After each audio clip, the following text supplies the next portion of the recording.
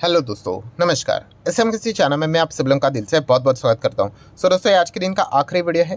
And अगर हम लोग यहाँ पे बात करें तो आप सभी लोगों को पता ही है कि नॉर्मली 2 दिन की छुट्टी हम लोग को सैटरडे संडे बाज़ार में देखने को मिली है। एंड कल जाके बाज़ार यहाँ पे ओपन होने वाला है। एंड बहुत सारे बड़े इवेंट्स भी हम लोग को देखने को यहाँ पे मिल चुके हैं। सो कौन कौन से ऐसे शेयर्स रहेंगे जिनके ऊपर खास करके हम लोग को बाजार का रिएक्शन देखने को मिलेगा, फोकस देखने को मिलेगा, वो सारी चीज़ों को हम लोग यहाँ पे कवर करने वाले हैं। इसमें सब कुछ आ गया। इलेक्शन वाले स्टॉक्स भी कवर करेंगे, देन उसी के साथ साथ कुछ न्यूज़ वाले शेयर्स भी हैं, उनको भी कवर करेंगे।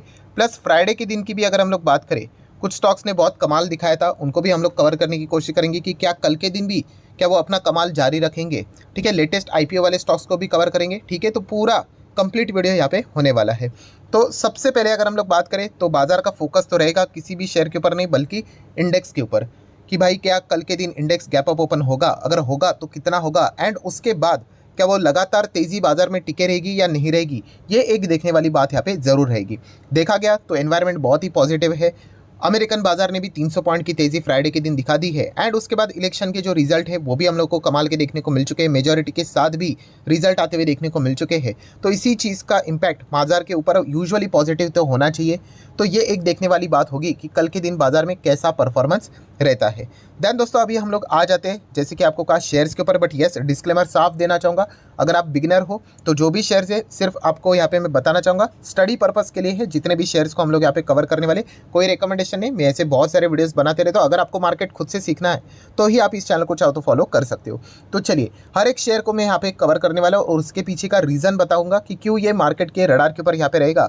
तो सबसे पहले डिक्सन टेक्नोलॉजी फोकस में रहेगा। क्यों? क्योंकि फ्राइडे के दिन के जो सितारे थे, ज़बरदस्त तेज़ी देखने को मिली थी, एक पॉजिटिव मोमेंटम है। तो क्या कल के दिन भी ये मोमेंटम जारी रहेगा, ये देखने वाली बात होगी। इनके सब्सिडरी जो नोएडा में अभी सेटअप यहाँ पे होने वाली है, तो इसी चीज़ के चलते, स्मार्टफोन के चलते ऑब्वियसली शेयर में गजब की तेज़ी देखने को मिली थी। देन आईटीसी के ऊपर फोकस रहेगा, इसने भी फ्राइडे के दिन कमाल किया था। लक्ष्मी ऑर्गेनिक एंड अदर तमाम केमिकल कंपनियां, इन्होंने भी फ्राइडे के दिन कमाल किया था।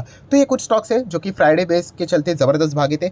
नेक्स्ट बात करेंगे दोस्तों, रेमंड हर किसी के रडार के ऊपर रहेगा, क्योंकि रेमंड में जो हम लोग को सिंघानिया फैमिली में जो डिस्प्यूट के चलते रेमंड के जो शेयर होल्डर्स हैं, एंड खास करके अगर हम लोग बात करें जो माइनॉरिटी शेयर होल्डर्स होते हैं, इन्वेस्टर होते हैं, जिनको हम लोग रिटेल इन्वेस्टर भी कहते हैं, ठीक है, उनका इंटरेस्ट प्रोटेक्ट करने की कोशिश अभी बोर्ड यहाँ पे करने वाला है। सो बोर्ड में अलग अलग डायरेक्टर देखने को मिल जाते हैं। तो आप देख सकते हो रेमंड के इंडिपेंडेंट डायरेक्टर है दोस्तों, उन्होंने लॉयर को यहाँ पे हायर किया है। एंड उन्होंने ये भी कहा है कि जो इंटरेस्ट है, इंटरेस्ट मतलब जो भी देखा गया, तो शेयर लगातार नीचे गिरते हुए देखने को यहाँ पे मिल रहा है, तो किसी ने तो ये चीज़ें रोकनी चाहिए। तो इसलिए इंडिपेंडेंट डायरेक्टर यहाँ पे कोशिश करने वाले जितना हो सके कि एम्प्लॉइज़, माइनॉरिटी इन्वेस्टर को यहाँ पे प्रोटेक्ट किया जाए। एंड इसी चीज़ के चलते उनकी कोशिश जारी है। एंड इसीलिए रेमंड की अगर हम लोग बात करें, जो ऑलरेडी स्टॉक टॉप लेवल से अगर आप कैलकुलेट करोगे तो ऑलमोस्ट 33% से ज़्यादा यहाँ पे क्रैश हो चुका है। तो उसमें अभी हम लोगों को क्या रिकवरी देखने को मिलेगी, ये एक देखने वाली बात यहाँ पे ज़रूर होगी।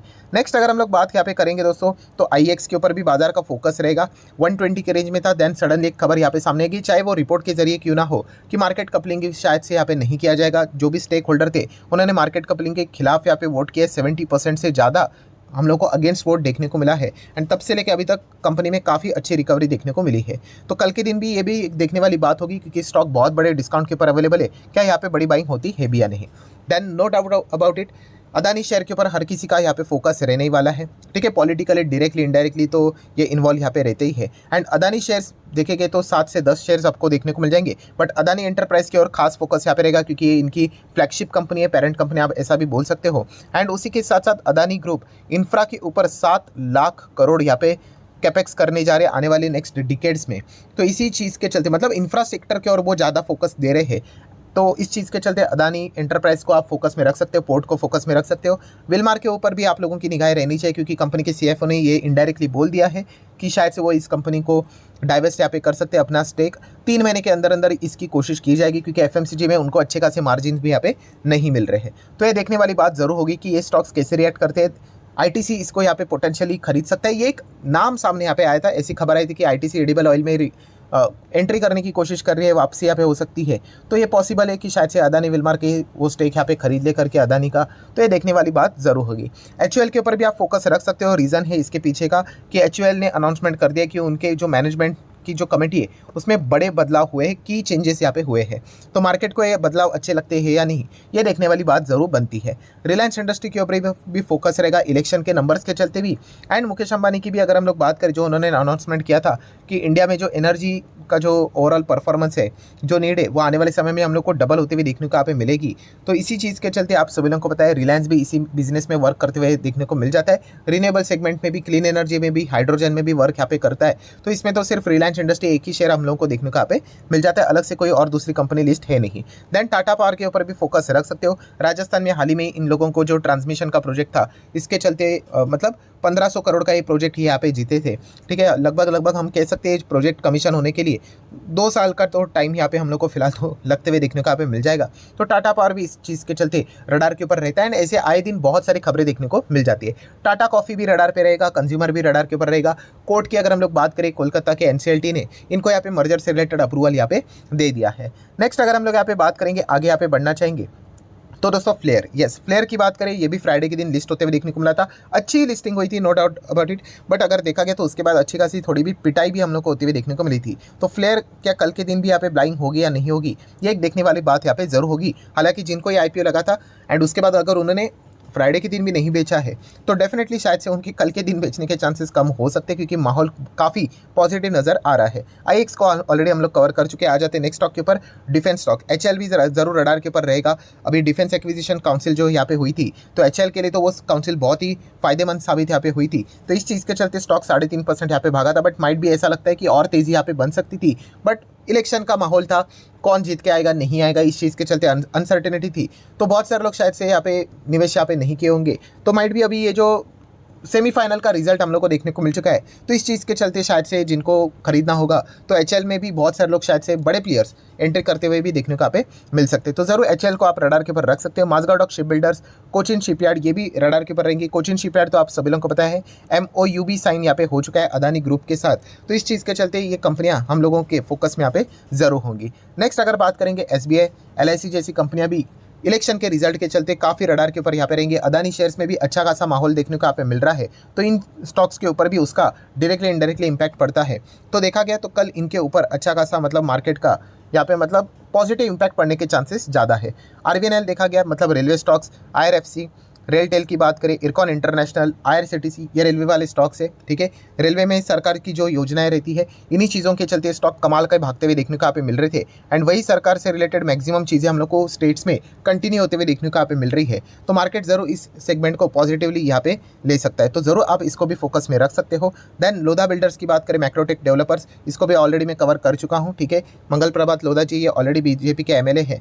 सो देखा गया तो डायरेक्टली इनडायरेक्टली कुछ छोटे मोटे बेनिफिट्स यहाँ पे मिल ही जाते हैं, तो ज़रूर ये भी रडार पे रख सकते हो। सुजलन एनर्जी की अगर हम लोग यहाँ पे बात करेंगे, तो यस दोस्तों, ब्लैक रॉक के साथ हम लोग को एक अच्छी खासी खबर देखने को यहाँ पे मिल रही है कि 5% यहाँ पे क्रॉस होते हुए देखने को मिल रहा है। स्टेक की अगर हम लोग बात करें तो मतलब हम कह सकते हैं कि जो रिसेंट फाइलिंग देखने को मिली थी, तो उन्होंने लगभग 24 लाख और शेयर्स यहाँ पे खरीदे थे। अगर हम लोग टोटल कैपिटल की बात करें तो 0.02% हम लोग को वो बाइंग देखने को यहाँ पे मिली थी। तो इस चीज़ के चलते डेफिनेटली सुजलान एनर्जी भी रडार के ऊपर यहाँ पे रहने वाला है।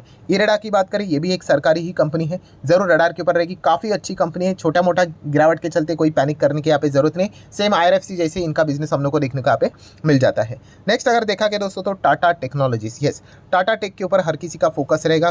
कंपनी देखा गया तो शानदार कंपनी। शानदार का अर्थ ये नहीं दोस्तों कि बस 1200 का 1500 हो जाए, 1500 का 2500 हो जाए, फिर 3500 हो जाए, 4.5, ऐसा नहीं होता है। टाइम लगता है, सीसॉ की तरह मार्केट चलता है, आप सभी लोगों को यहाँ पे पता ही है। एंड मैक्सिमम टाइम, जैसे मैंने कहा कि मार्केट में नेगेटिविटी झेलनी आपको आनी चाहिए। जो नेगेटिविटी को अच्छी तरीके से झेल लेता है, वो मार्केट में जो पॉजिटिविटी रहती है, उसके जो रिवॉर्ड्स रहते हैं, उसका हकदार रहता है।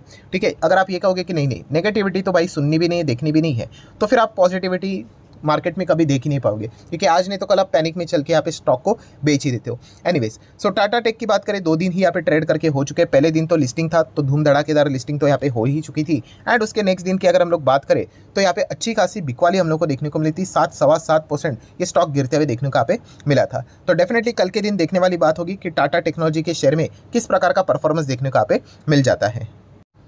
देन दोस्तों, अगर देखा गया, जैसे मैंने आप लोगों को बताया कि हमारे मार्केट के लिए एक और अच्छी खबर भी देखने को यहाँ पे मिल रही है। ठीक है, खबर ओके ही रहती है, प्लस माइनस चलता रहता है क्रूड ऑयल में, बट यस अच्छी खबरें के साथ अगर छोटी मोटी अगर और अच्छी खबरें जुड़ जाए, तो शायद से जो मतलब बोलते हैं ना, खुशी कुछ हद तक मल्टीप्लाई भी यहाँ पे हो जाती है। सो क्रूड ऑयल में भी अच्छी खासी हम लोग को गिरावट देखने को यहाँ पे मिल चुकी है। तो इस चीज़ के चलते जो क्रूड ऑयल जिनके लिए रॉ मटेरियल लेते हैं, जैसे कि टायर कंपनियाँ, पेंट कंपनीज़ की अगर हम लोग बात करें, ठीक है, तो उनको आप ज़रूर अपने रडार के ऊपर यहाँ पे रख सकते हो। उसी के साथ साथ एविएशन कंपनीज़ को रडार के ऊपर रख सकते हो, इनके लिए रॉ मटेरियल यहाँ पे रहता है। तो वहाँ पे भी आप कह सकते हैं कि ओवरऑल मार्केट का एनवायरनमेंट पॉजिटिव रहने के ज़्यादा चांसेस है। तो इन स्टॉक्स में भी कुछ हद तक हम लोग को बाइंग देखने को भी यहाँ पे मिल सकती है। सो आशा करता हूँ दोस्तों जितने भी इंपॉर्टेंट चीज़ें थी सारी यहाँ पे मैंने कवर कर ली है। और वीडियो क्लोज करने से पहले भी अगेन डिस्क्लेमर क्लियर कट देना चाहूँगा भाई, जितने भी शेयर्स हैं सिर्फ और सिर्फ सिखाने के हिसाब से है कि मार्केट कैसा वर्क करता है, किसके प्रति कोई क्या न्यूज़ थी, तो इसी के लिए यहाँ पे कवर किया है भाई। इतने सारे शेयर्स थोड़ी ना रिकमेंडेशंस करके होते करके, और कितने सारे ऐसे वीडियोज़ में यहाँ पे बनाते रहता हूँ। सो ठीक है, एनीवेज वीडियो पसंद आया होगा तो आप चाहो तो इसको लाइक एंड शेयर कर सकते हो। तो मिलते हैं कल, तब तक के लिए बाय बाय।